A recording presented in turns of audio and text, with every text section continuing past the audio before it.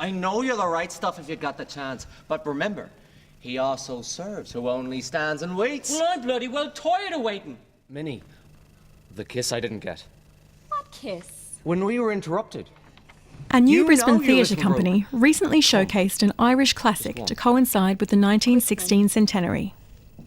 The Foundry Theatre's production of Sean O'Casey's play, The Shadow of a Gunman, was produced with the support of the Irish Australian Support Association of Queensland, the Irish Embassy in Canberra, and the Irish Australian Chamber of Commerce, and was part of the official program of centenary events.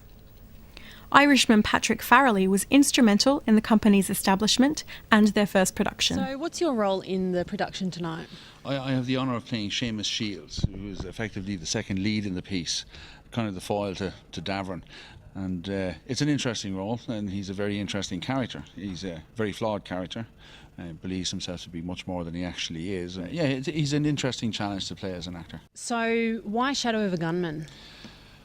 Very simply, it started with a conversation with the Irish Australian Support Association of Queensland that I had late last year.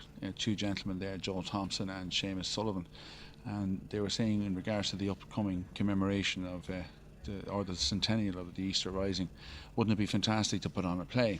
And they'd heard that I'd been involved in theatre back home and in the States, and that we'd just set up a Foundry Theatre. So in the swings and roundabouts we said, sure, well, let's do a period appropriate piece. And Sean O'Casey's iconic works, the Dublin trilogy, The Shadow of a Gunman really speaks to the conflict in Ireland at the time. And we were very lucky to gain the support of the association, the Support Association of Queensland, who indirectly are supported by the Department of Foreign Affairs in Dublin. And via that link, we were able to get the support of the Irish Embassy in Canberra.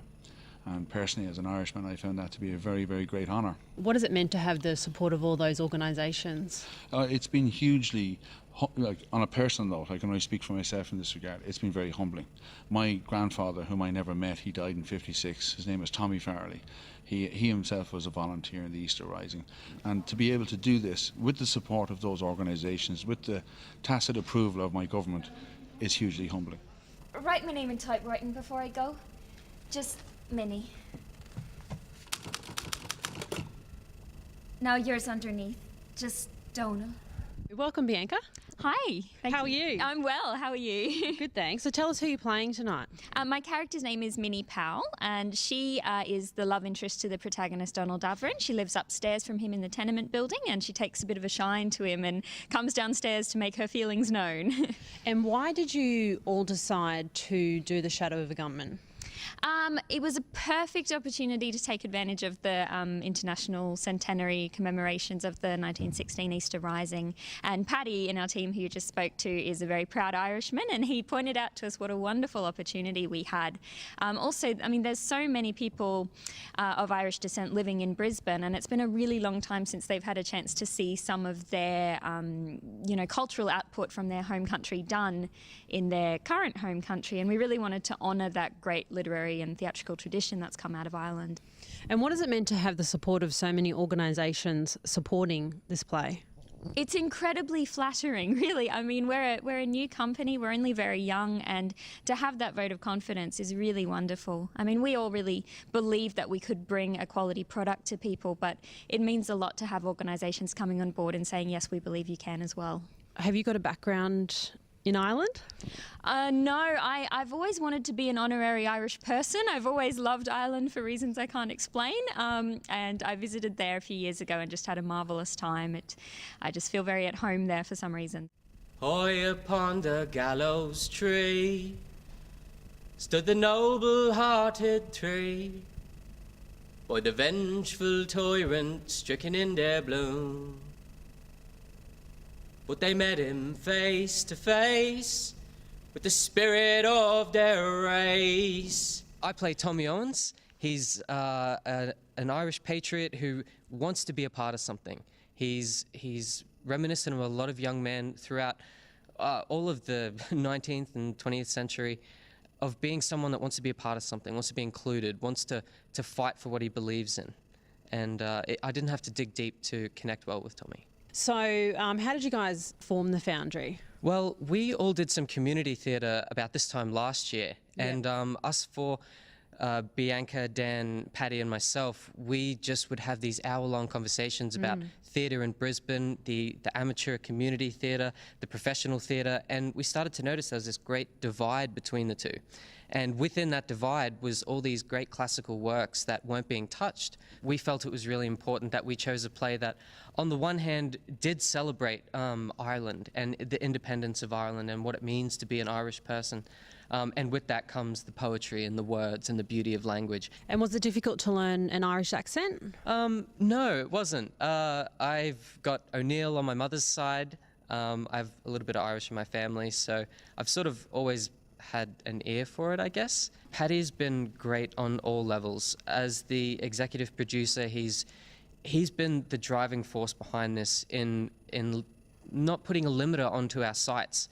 We got this space when we were a company that had done no productions. No one knew who we were. All of us had just been more or less in the community theatre scene, but an avid interest in it for all our lives.